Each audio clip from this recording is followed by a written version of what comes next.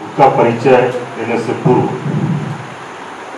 मैं बता दूं, जब मैं पंडित बागेश्वरी पांडे सरस्वती विद्या मंदिर में योगदान देने के लिए 17 अगस्त 2022 को पहुंचा, इससे पूर्व मैं हजारीबाग में +2 स्कूल में पीजीटी था।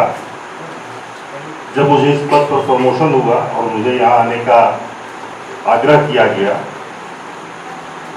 मैं आया तो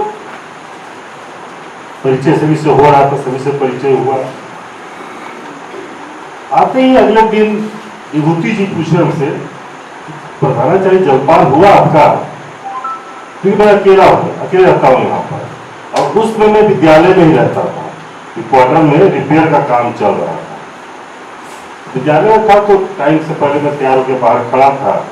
विभूति जी आए, आते ही पूछते हैं कि प्रधानाचार्य जलपान हुआ? हमने हाँ हो गया।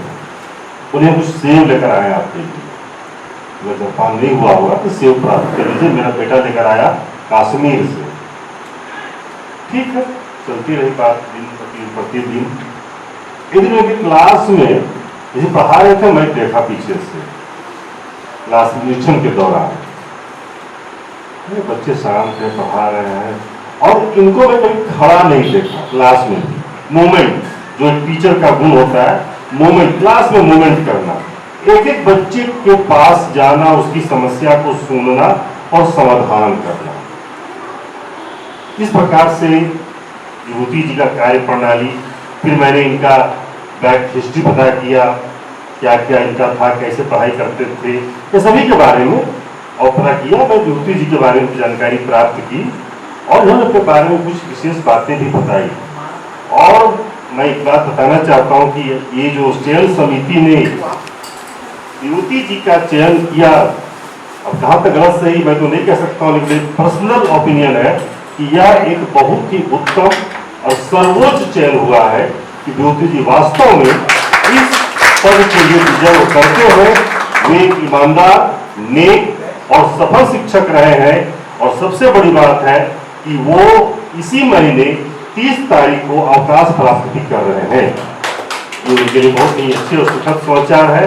और वही परिणाम है कि विभूति जी ने बताया था कि अपने बेटा का विवाह के लिए उन्हें बहू कैसे चुना, ये बहुत रोचक कथा है। जानते ही होंगे लोग, यहाँ पर लोग जानते ही होंगे। बताया जाए, आज पोल खोल दिया गया। वह बच्ची विद्यालय में शिक्षिका थी। विभूति जी को बड़ा अच्छा लगे, नहीं यह बच्ची हमारी बहू बन सकती है। इन्होंने बिना किसी से पूछे हुए डायरेक्टली उन्होंने बच्ची से पूछा कि क्या तुम मेरी बहू बनोगी? बच्ची शर्मा गई, कैसे बोले कि हाँ बनेगी, तो शर्मा गई। लेकिन विभूति जी की इच्छा थी कि नहीं यही बच्ची मेरी बहू बनेगी। उन्होंने बेटा से पूछा कि मैंने तुम्हारी बहू खोज लिया है, अगर तुम कहीं पसंद कर ली हो बता दो हमको, हम कैंसिल कर देंगे इसको, तुम्हारे अनुकूल। नहीं पिताजी, संस्कार ये नहीं, आप जहाँ कर देंगे मैं वही कर लूंगा। तो ठीक है, मैंने तुम्हारी बहू ढूंढ लिया है, तो हमारे विद्यालय में पढ़ाती है, आज उनकी बहू बनी हुई है। इस प्रकार के हैं, बिना लेन देन कुछ प्राप्त नहीं करना, शादी विवाह उन्होंने विशुद्ध भारतीय पारंपरिक तरीके से किया है। और विद्यालय के बहुत सफल शिक्षक रहे हैं वो, और विद्यालय को नाज है इन पर, वे अवकाश प्राप्त कर रहे हैं। विद्यालय की क्षति होगी, लेकिन आग्रह मैंने क्या कि आप हमेशा हमारे अतिथि आचार्य के रूप में विद्यालय में आते रहेंगे, मिलते रहेंगे, अपने परिवार के अंग हैं। उन्हें स्वीकार भी किया है कि नहीं मैं विद्यालय का अंग बना रहूंगा और विद्यालय का सहयोग मैं करूंगा। मुझे आशा है, पूर्ण विश्वास है, क्योंकि हमारे मित्र है, बड़े भाई हैं, वो रिश्ता निभाएंगे। धन्यवाद।